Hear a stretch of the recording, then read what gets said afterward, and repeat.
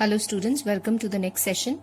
Today we will start with the parametric form, that is we'll continue with exercise 5.6. I hope till question number 5.5 everything is well clear to you.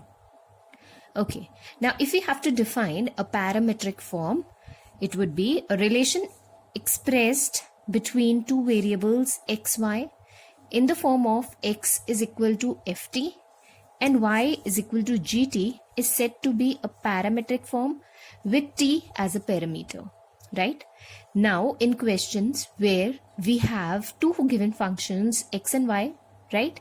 Both of them, let's say, are expressed in t.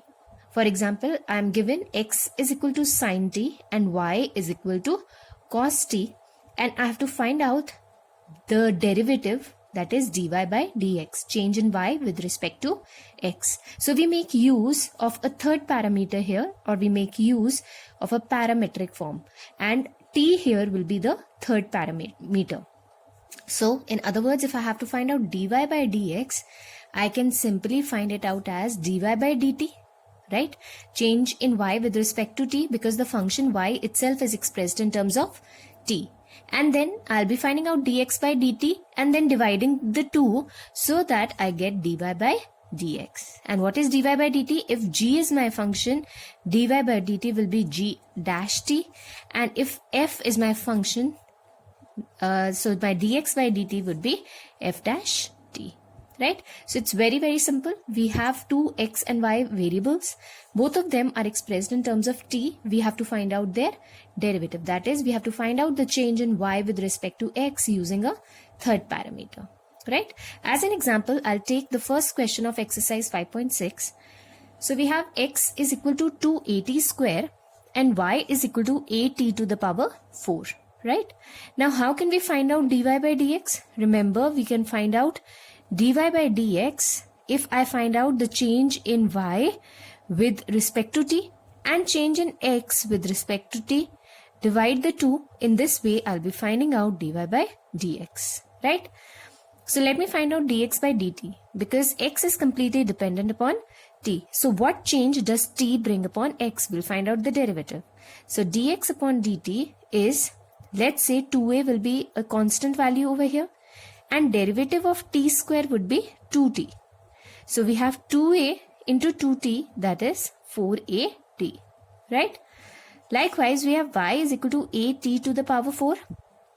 Remember, a is what here? A is a constant. So dy by dt would be t to the power 4 and x to the power n minus 1. So it will be 4 here, and t, the power gets reduced by 1. So it will be 4at cube, right?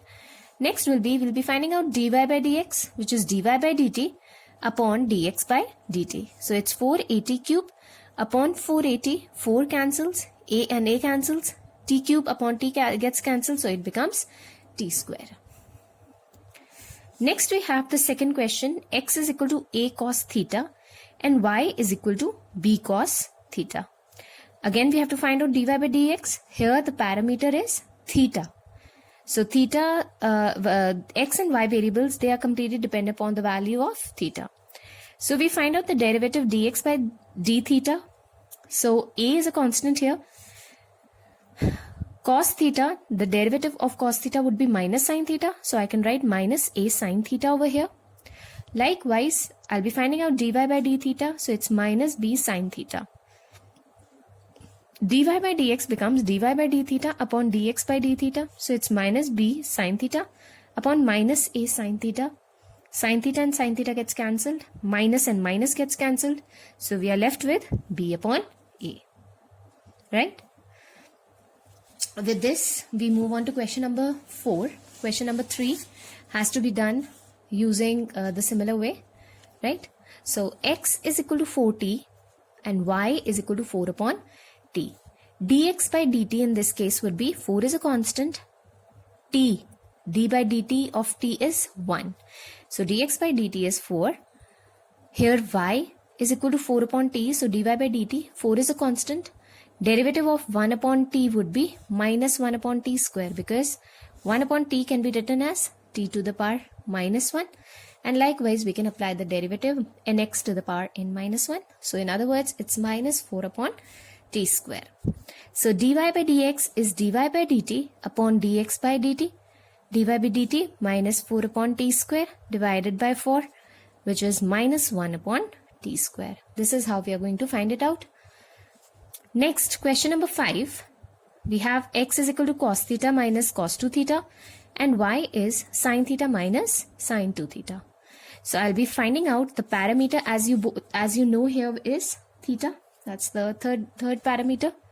So it's dx upon d theta is equal to, we'll be finding out d by d theta of cos theta minus cos 2 theta, and we'll be finding out dy by d theta, that is d by d theta of sin theta minus sin 2 theta, right? So derivative of cos theta minus derivative of cos 2 theta. Derivative of cos theta is minus sin theta minus cos 2 theta derivative is minus sin theta. Minus is already here, so minus minus becomes plus sin 2 theta, and since we'll be applying the chain rule, derivative of 2 theta would be 2. So this will be multiplied with 2, right? Likewise here, d by d theta of sin theta is cos theta minus d by d theta of sin 2 theta is minus cos 2 theta, and that for 2 theta is 2. So it becomes somewhat like this. So dy by dx here would be dy by d theta upon dx by d theta. So it's cos theta minus 2 cos 2 theta upon minus sin theta plus 2 sin 2 theta. This is how we are going to find it out, right? With this, we move on to question number 6. X is equal to a theta minus sin theta and y is equal to a 1 plus cos theta. So we'll be finding out the third parameter here is theta. So let's find out dx by d theta. So that's a, right? It's a constant value. Finding out the derivative of this, if I apply the product rule, see, I take this as the first function, this as the second function. First function constant derivative of this plus second function constant derivative of first function, and first function is a constant value. So in the product rule, our second derivative that we are going to find out will become 0, that entire term. Or in other words, what I can do is I can simply take a as constant. In such a case where we have a constant value outside, only the derivative of the bracket term needs to be found out. So d by d theta of theta is 1 and d by d theta of sin theta is cos theta, right? Likewise, we can find out dy by d theta. Let a be constant here. Derivative of 1 is 0 and derivative of cos theta here is minus sin theta, right? So this becomes a 1 minus cos theta, and this becomes dy by d theta becomes minus a sin theta.